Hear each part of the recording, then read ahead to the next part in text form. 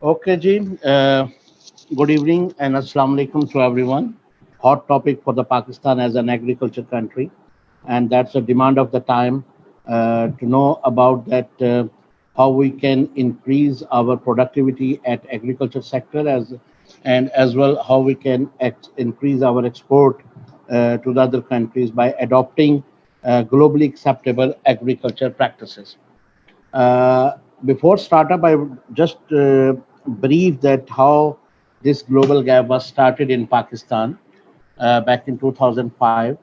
Uh, there was a organization in Pakistan, Pakistan Horticulture Export Board. They thought to develop industry, develop agriculture processing and exporter to work on Europe Gap because at that time the name of this standard, the title of this standard was Europe Gap, and they launched a product with the collaboration of ASF, Agriculture Support Fund, to encourage the farmers to adopt these practices and to increase the export of Pakistan to different countries.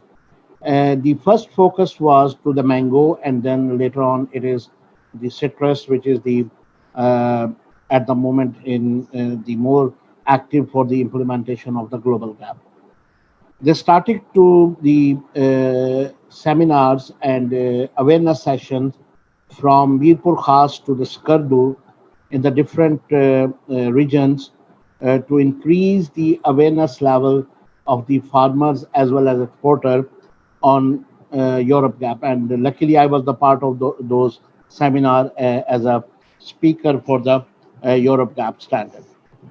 So, with this, what happened? They launched for the citrus as well as for the mango, and finally, they increased their production.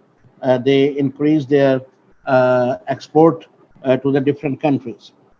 And later on, they realized that because at that moment, they were only exporting citrus to the Russia, but with the adoption of the global gap standard and followed by the certification, they also opened up many markets for their product.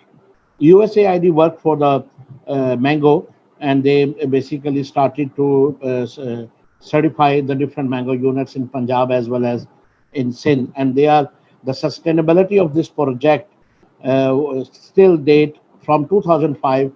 Many exporters are maintaining the certification, and they are not only focusing to the citrus and mango, potato, and other areas as well.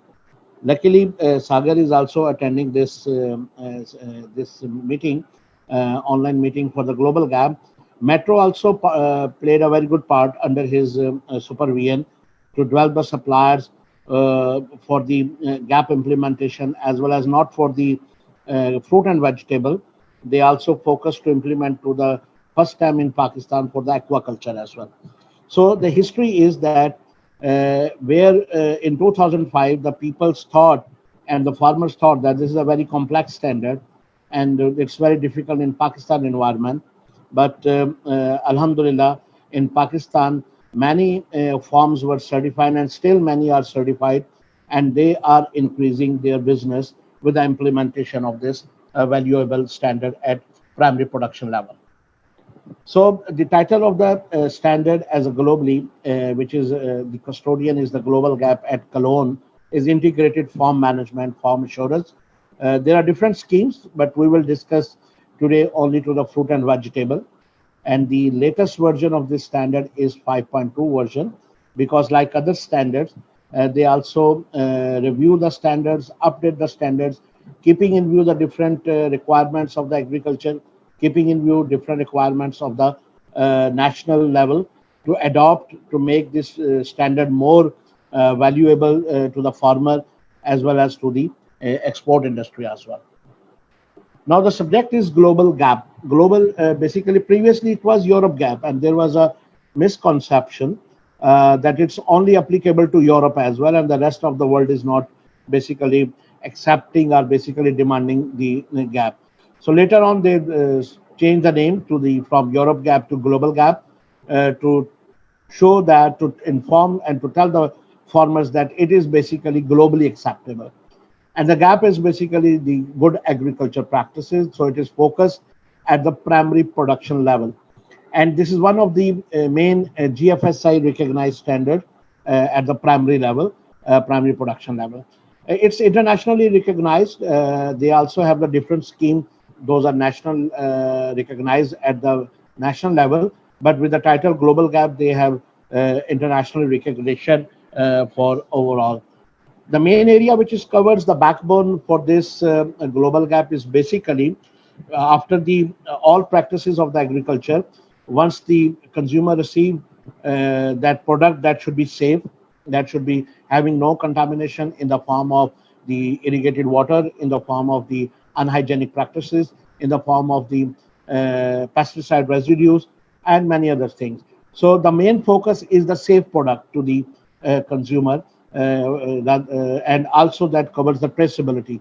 So this overall in Global Gap, the main backbone of the standard is to ensure food safety at farm level and to ensure that every product which is dispatched from the farm, that should be traceable to the farm as well.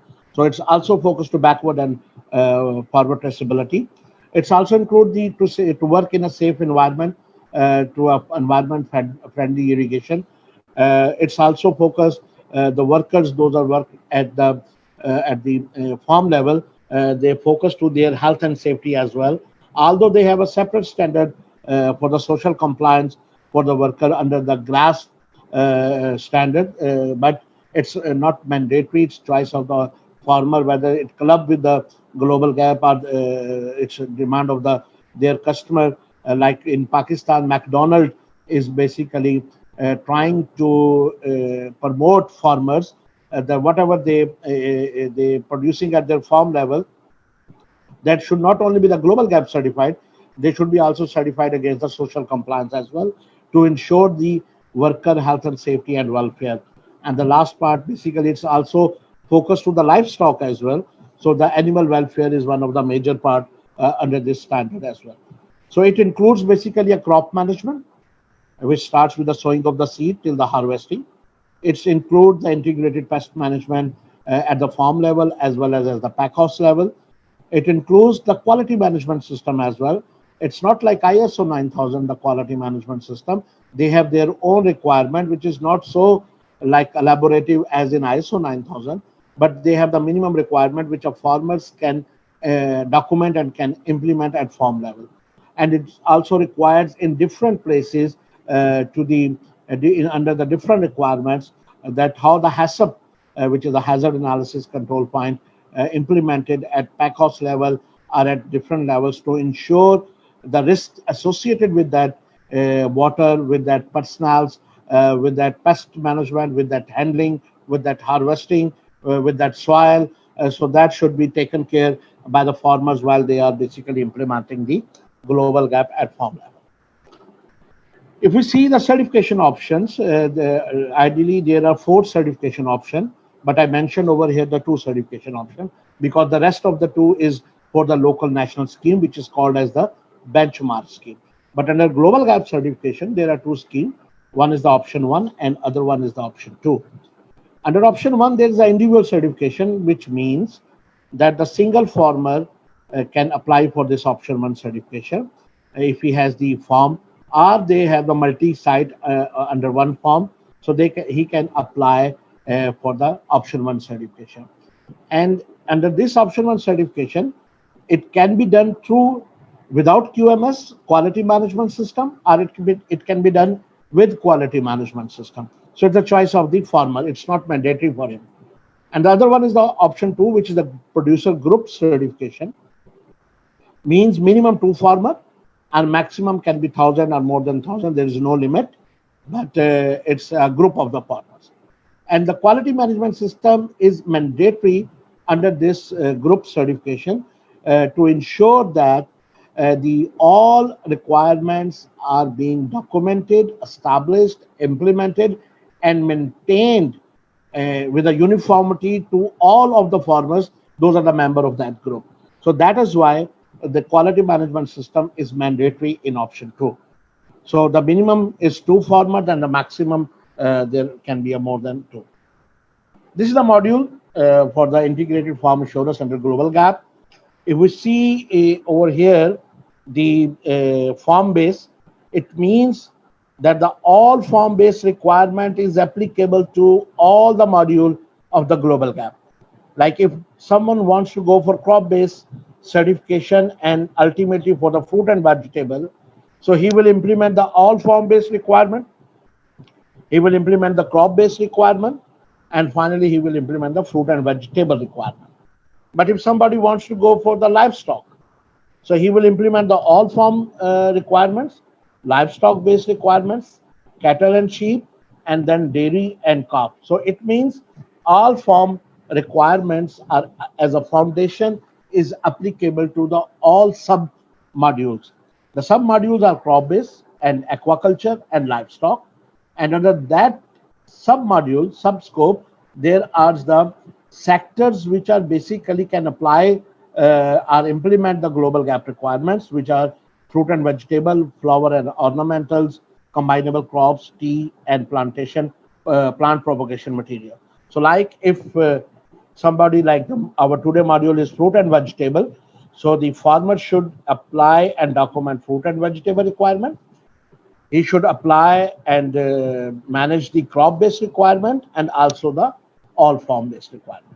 So if he is in option 2, means group of the farmer, addition to these requirements, he needs to document and implement the quality management system as well. If we see the fruit and vegetable requirements, so there are total control points. When I say the control points, the meaning of the control point, that is applicable to the farm. So there are 219 points. Those are applicable under the form for the fruit and vegetable. Global Gap categorized the overall requirements into 3 categories. The first one category is the major must. Second one category is the minor must. And the third one category is the recommendation. So the major must, minor must, and recommendation, it is not the choice of the farmer or certification body that they can interchange those.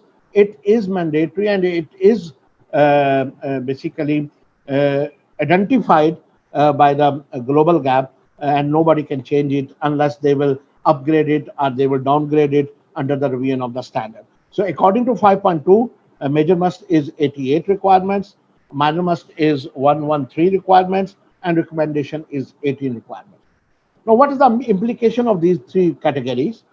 Major must, if the farmer wants to get certification, he must compliance with the 100% major must requirements.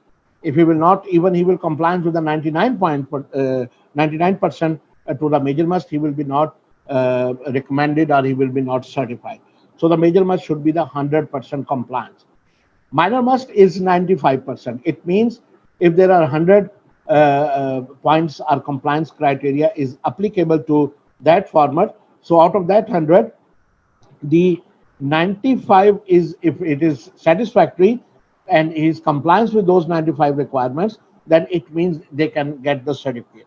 For the rest of the 5, they may open the issues, but they can, if they have implemented and compliance with the 95, they can achieve for certificate.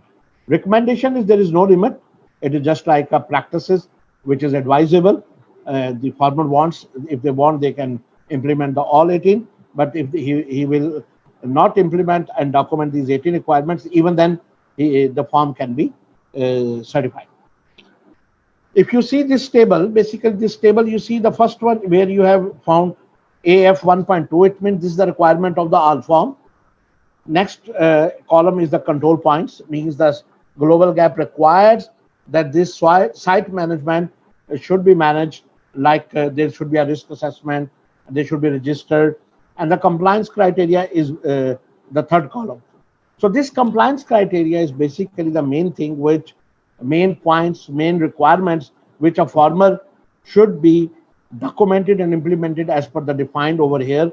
Like if I read out only for the first one, which is site management, the compliance criteria are written risk assessment to determine whether the sites are appropriate for the production shall be available to all sites. So this is the one compliance criteria. The second one it shall be ready for the initial inspection and maintained, updated and reviewed when sites enter in the production and when there's a risk in existing ones have changed. So you see, in compliance criteria, there are many other sub-compliance criteria. So to compliance with 1.2.1, the farmer should document and implement at their site, at their orchard, the all compliance criteria which is mentioned in this column. And if you see the last column, it says major must. So it means, as I said, it should be 100% implemented. So they need to implement and document according to the requirement of the global gap. Now I will go the subcategory wise, the all form base, which is applicable to all module at the moment. And the all modules, all form, it starts with a site history. Anything, any product which farmer wants to grow in the new site or existing site, depend on the crop, depend on the fruit, depend on the vegetable. So they first see the site history, what's was the previously grown on that site and how that site is being managed. So they need to put the first physical sign on that site. They have the site map. Where is the orchard? Where is the store? Where is the irrigation facility? Where is the chemical storage? And where is the storage for the harvested products? So he needs to prepare a site map. Then there must be a recording system. When we say recording system, it is not so like difficult for the farmer, because the recording for the irrigation, they need to record when they irrigate their orchard. They need to, when they apply the fertilizer, they need to record it. When they apply the pest management activities, they need to record it. Training of the people should be recorded. So there must be have a recording system in place. Risk assessment of each site. And I'm sure everybody is aware with the risk assessment. And risk assessment, when it says in all form base, it says the site. Site means the area which he selected for the growing of the crops. So they need to perform the risk assessment whether that site is suitable for that product or not. Like if there is the soil condition is not good, soil is erosion, soil is not favorable to the growth of that product. Maybe he needs to perform a soil analysis, and keeping in view that he needs to compare that whether that soil is suitable to the that crop which is being grown to that site. Management plan to overcome the risk. The global gap allows that if you selected the site and if there are some risks are associated, so you need to make a action plan that how to mitigate those risks to avoid any contamination to that crop. Then record keeping and internal self-assessment. Requested record during external inspection is kept for 2 years, minimum 2 years. So what does this mean? Here I would like, if the farmer is going first time for the certification, so he needs to be registered with the global gap. So for the first audit, he needs either the record from the date of the registration or from the date of the harvesting, whatsoever is the longer. So he needs to be maintained that record at the first audit. Later on, when the subsequent audit after the year comes, he needs to maintain the record for the 1 year and maximum for the 2 year. Internal assessment means, like other standards, there should be an internal audit, internal assessment by a farmer. In option 1, he can do himself that assessment, and in option 2, they need to be performed for the all forms. Those are the members of that group. And during that assessment, if they found any deviations, they need to ensure the corrective action has been taken to close those areas. Another risk assessment which is associated for the area is the hygiene risk assessment. It may be generic, keeping in view the form, but it should be reviewed annually. If there is farmers are working and there are some changes, there are some regulatory changes in that area, so they need to review the hygiene risk assessment associated with that area, associated with the peoples working over there, and it should be the then after this risk assessment, they need to identify what sort of the hygiene practices should be implemented at farm level. Like take an example, at the time of entrance to the farm. If there is a requirement, that should be implemented. Hand washing of the peoples, to visit the toilets and hand wash after that, and that's the requirement. And those instructions, those are derived from the risk assessment.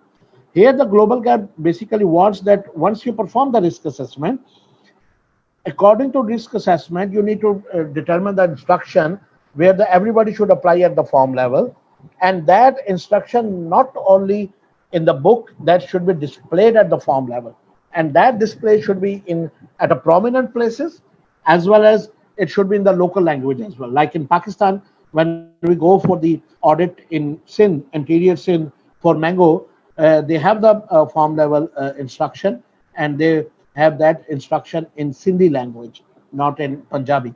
So because the people, the local workers, needs to understand what exactly the requirement of the hygiene. This is the one of the display which can be done by the farmer. When to wash your hands at arriving work, after using toilet, coming from the fields, coughing, sneezing, touching your face, working with the dirty equipments, manures, chemical garbage, handling produce, eating, drinking chewing gum. So these sort of things which drive from the risk assessment. So this hygiene instruction is not my choice or anybody farmer choice. It should drive from the uh, risk assessment to mitigate the risk. Those are associated with the peoples, those are associated with the environment, those are associated with the equipment. So they need to control through these instruction and display. Regarding the worker health, safety, and environment, this global gap is also focused to the securing the health and safety of the workers. Here, this is also required.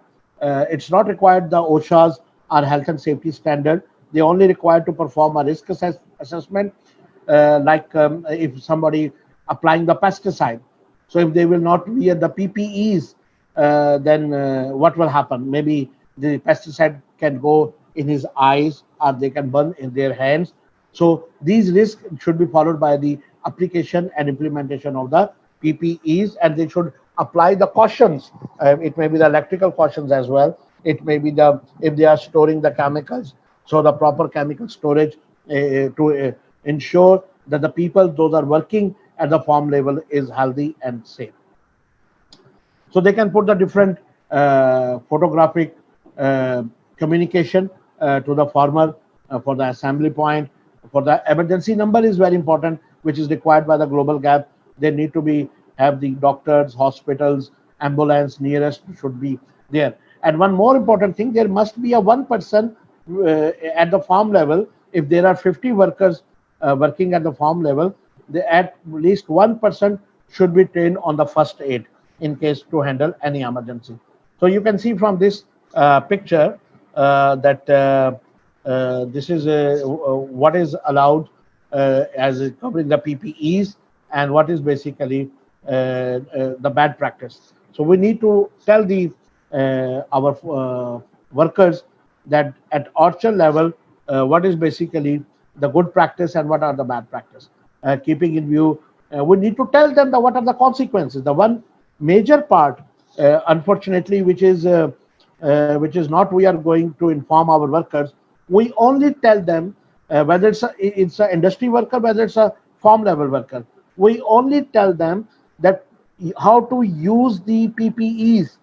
These are the PPEs which are being used to perform any sort of work which can create risk. But unfortunately, we don't inform them that what are the consequences if they will not wear that PPEs. So if we will tell them the consequences, definitely they will wear.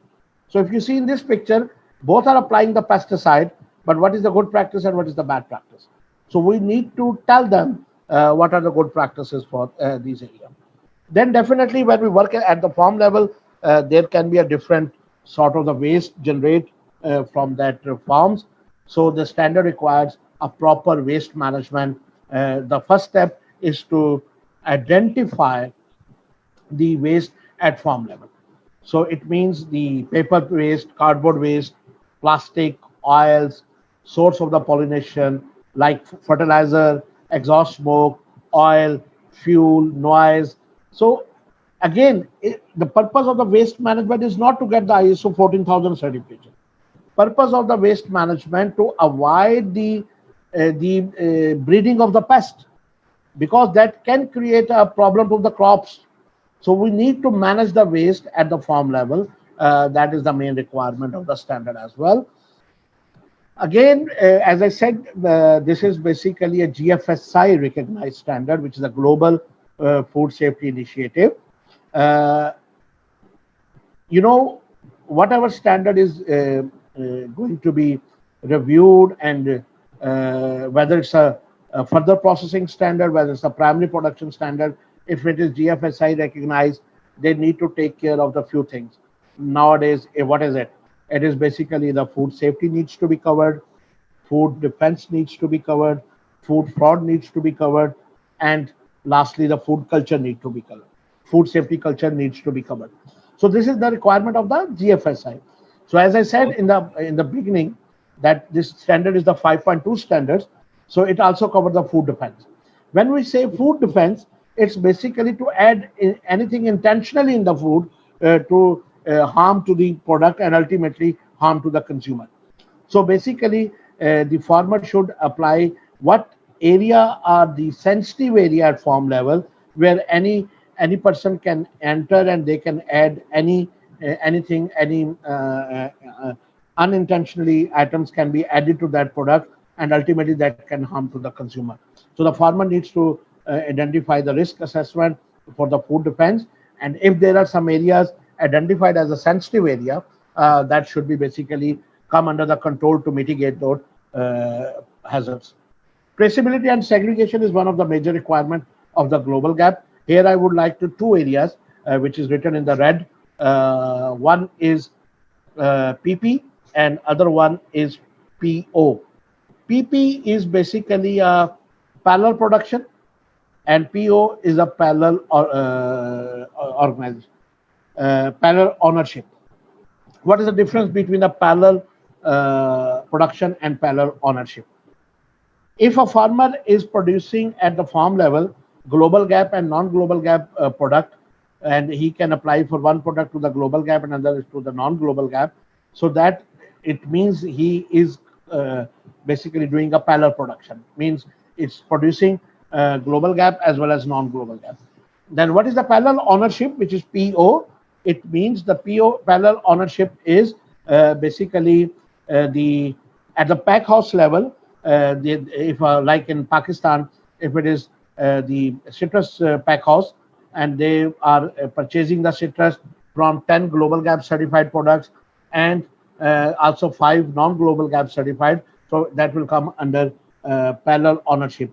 And the farmer pack house should be implemented the proper segregation between the global gap and the non-global gap. So it's the product types segregation. They need to mention the status of the global gap at the farm, supplier details, that which suppliers are the global gap certified and which are not. List of the suppliers should be available. And the most important thing, because one of the requirement of the global gap to perform the mass balance exercise, that the input should be equal to output. So they need to be ensure quantity of the global gap purchase product, and they must have a recording system in place to ensure that from which farmer they purchased how much tons or how much kgs of that product which is global gap certified. And if that global gap farmer is their supplier, so they need to have a copy of that certificate as well. One of the criteria traceability is that there should be a system to avoid the mixing of the certified product with the non-certified product, and it should be physically segregated from that area, and that should be the major must requirement. Then there should be a GGN number they can place for the global gap certificate. GGN number is a global gap registration number, and during this global gap registration number, they have 14 digits. And to segregate from the non-global gap, what they can do, they basically put the GGN number on the pack of the product those are certified, and the other product which is not certified can be without the GGN number. So it can be easily traceable that this is the only product which is global gap certified. And there must be a documented procedure at the farm level. There must be a final documented check at the dispatch of the certified and non-certified product. A product description should be mentioned, like the cherry the tomatoes, their status, whether they are Global Gap certified or they are under registration. That should be the part of the recording. Quantities purchased should be the part of the recording.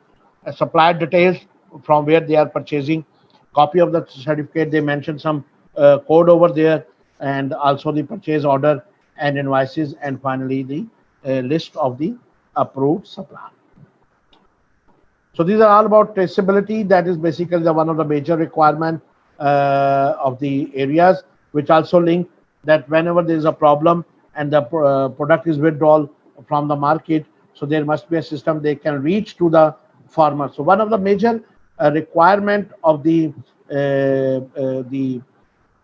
Global Gap, the any product which is not complies to the requirements, they can trace back to the farm level.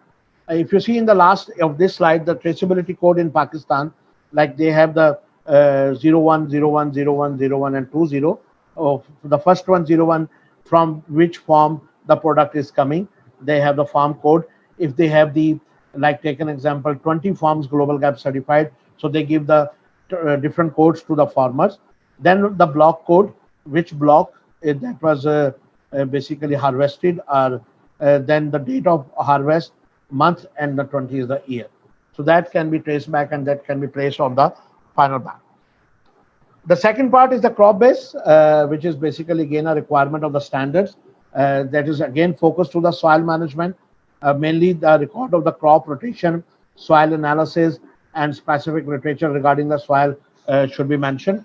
For the fertilizer application, the farmer needs to maintain some records, and under these records, the application date, when they basically apply the fertilizer, fertilizer type, which fertilizer they basically perform, quantities to that orchard, apply of the quantities per acre or per what is method of the application.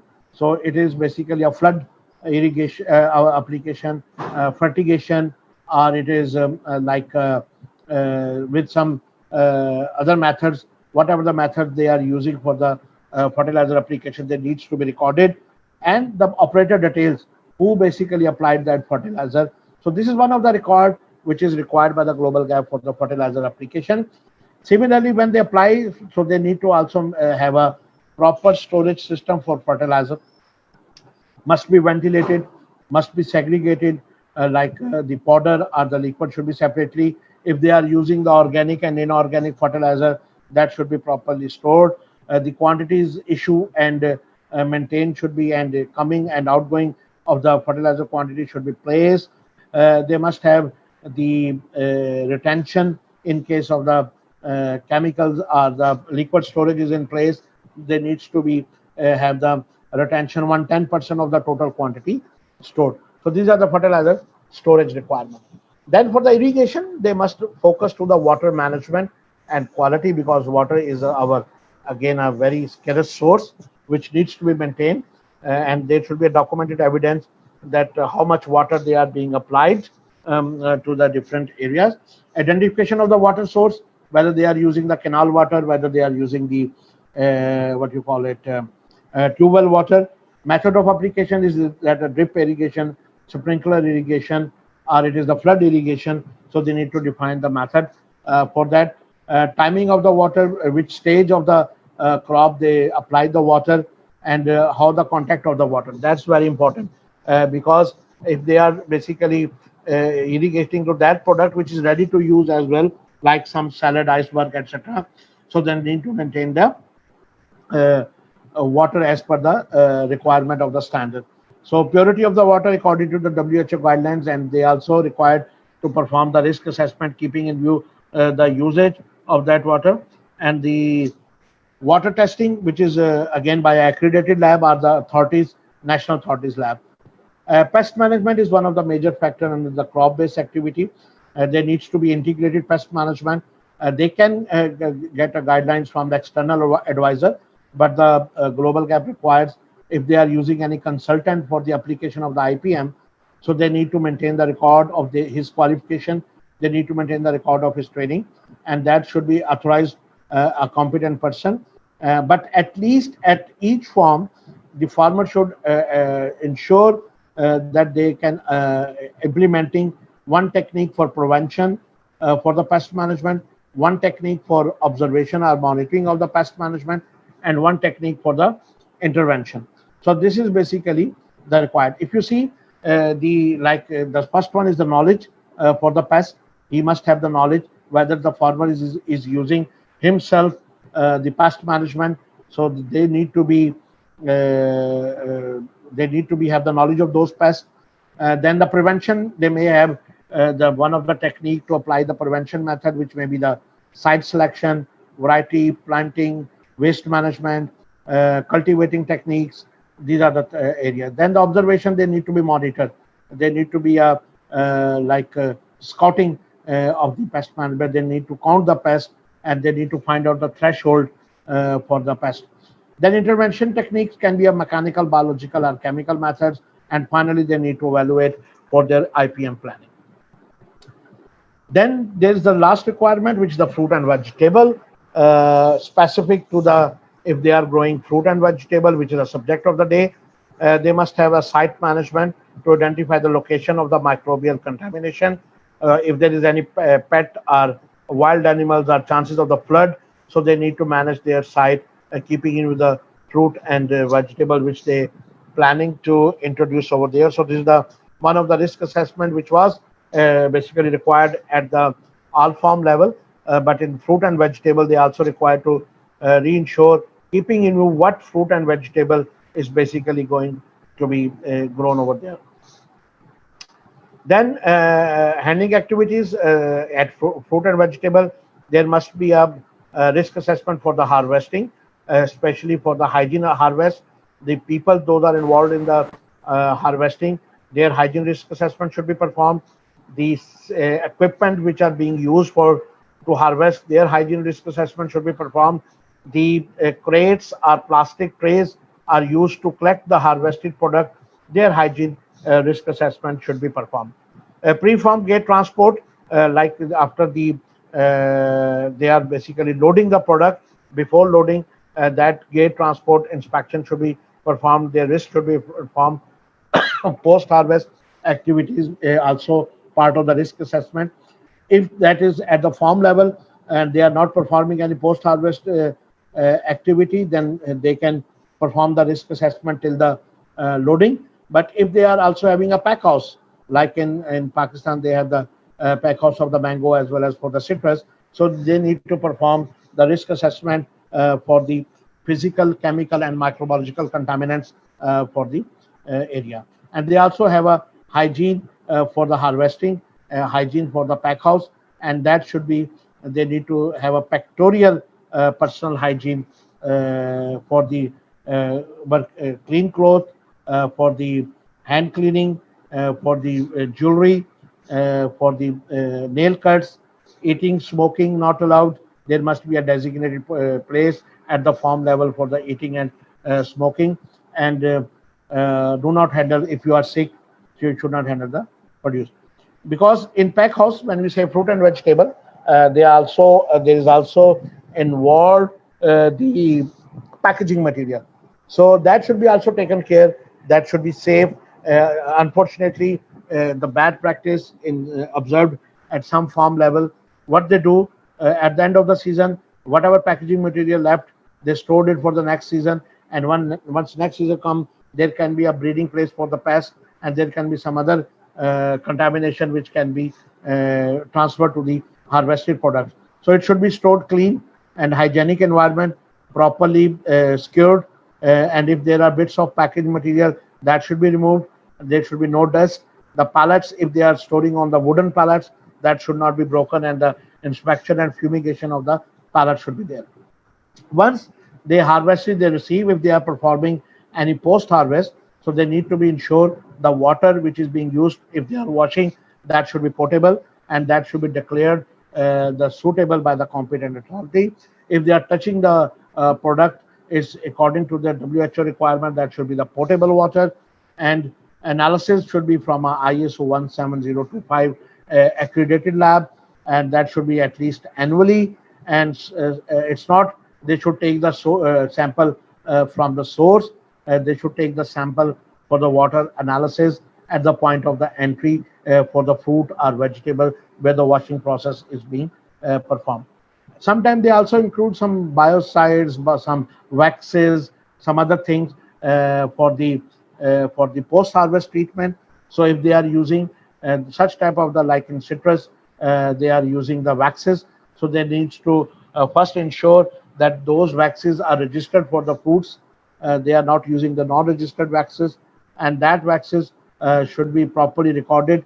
How many basically ton of the wax or how many quantity of the wax should be used per ton of the fruit, that should be ensured.